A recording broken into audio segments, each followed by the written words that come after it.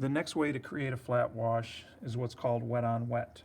So I'm going to rinse out my brush, and I'm going to wet this whole area with clean water first, and then I'll spread the water on there. And so what that allows you to do, it gives you a little bit longer working time. You don't have to be as quick because it's more wet.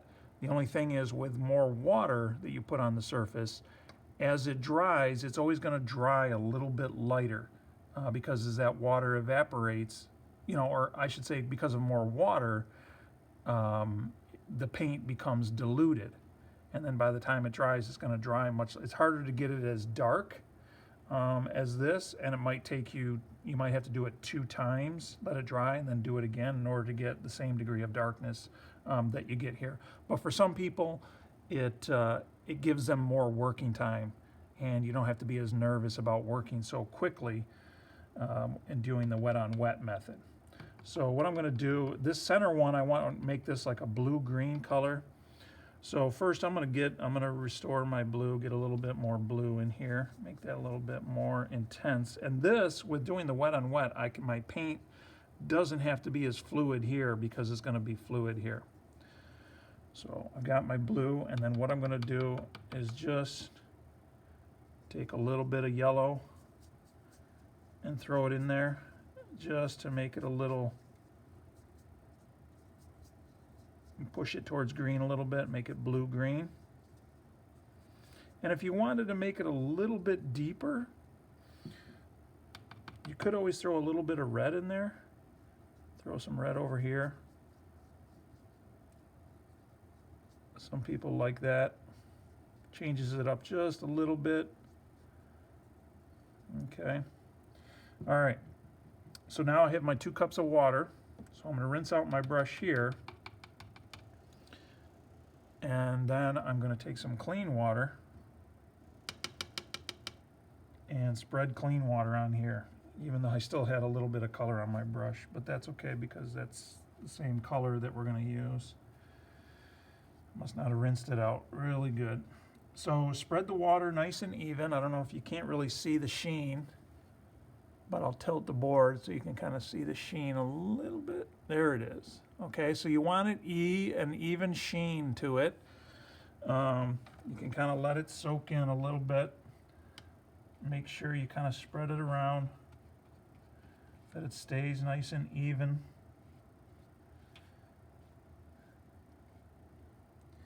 Okay, now I'm going to grab my color and start spreading. You can see how it starts to spread. Okay, but you can already tell, I mean, my colors, you can tell the difference, the blue-greenish color. But you can see how it's going to come out much lighter, even though my paint was thicker. Starting to puddle up there. All right, I think I don't want to work it too much. That's probably good. All right, and then be done with it. But see, even as this, because it's up to you. It gives you more working time. Has a little bit different look to it, I think, because you're going over the surface a little bit more. You're working the surface of the paper, so it starts to pull up on a little bit more. This is not the highest quality paper in the world. If we had, super expensive paper, we might not get that graininess to it that you see there. But it does give you, like I said before, it's okay. And it just gives you a little bit more working time, which is really more comfortable for some people. Now I went ahead and dried this with my blow dryer, but you can see now that it's dry, it actually is a lot flatter than I thought it was going to be. So that's a good thing. Okay, so remember, this was wet on wet,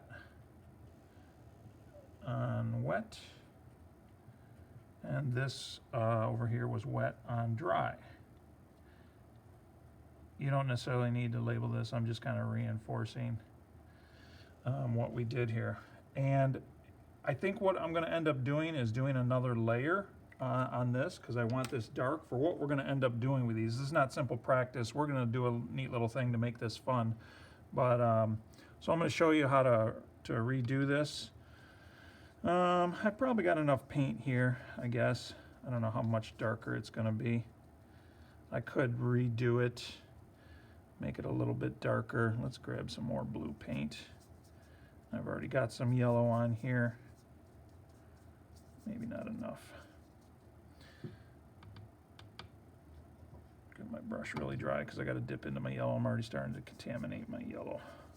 Now it's getting too green. You're going to get that. Some cross-contamination. Yellows, you just got to clean out your yellow every so often. Okay, so there I've got my blue-green mixed up, ready to go again. All right, so I'm going to re-wet this, right? But you got to be careful you don't scrub it too much because you don't want to lift all that color off. You don't want to lift up the paper either and destroy the paper. So I'm going to quickly re-wet this.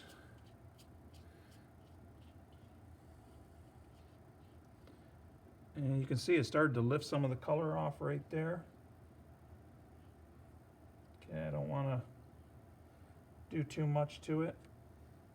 Paper's starting to wrinkle a little bit more from repeated wetting, which causes it to puddle a little bit too. So I guess that's another drawback of doing the wet on wet.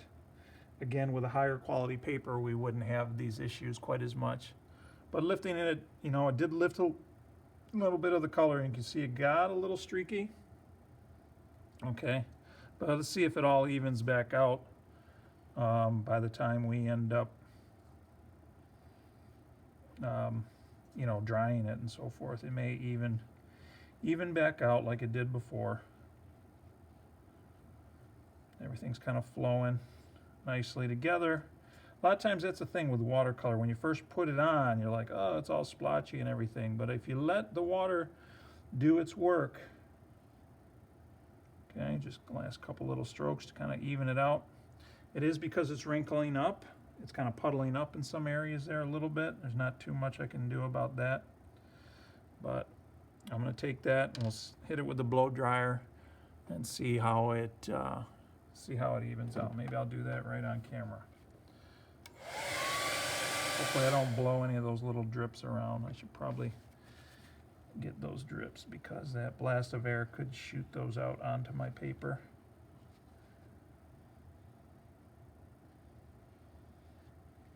Got most of them. Whoop, there's my palette. You can see how the blow dryer, you do have to be careful with it. Maybe I'll hit it on low. Kind of started to push the paint around a little bit. Sometimes you can tilt your board and affect where that. Sometimes it's better to not hit it with the blow dryer because I dried out some areas too fast and it ended up making the paint puddle in other areas and made it darker. Sometimes it's better to just let it sit and let everything sort of like dissipate and spread out on its own and dry more evenly. So you're learning from my mistakes, trying to do things quickly here for the sake of demonstration, but it's not always a good thing. See it by the time that dries, if it evens out.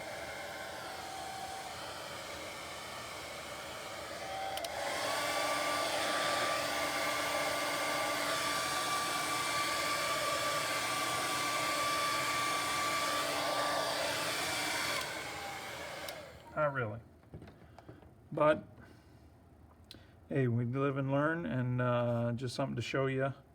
I probably in the future I wouldn't have. If I was to do that again, I wouldn't use my blow dryer because, like you saw there, it kind of pushed all the paint into one area because the paper got a little wrinkled and kind of uneven. I don't know if you can see it. Yeah, you can see how it wrinkles there. Whereas this over here stayed nice and flat because I didn't work it as many times. That's the thing with watercolor. The more you work it, sometimes you degrade the quality. But it's practice, and this will work for our purposes.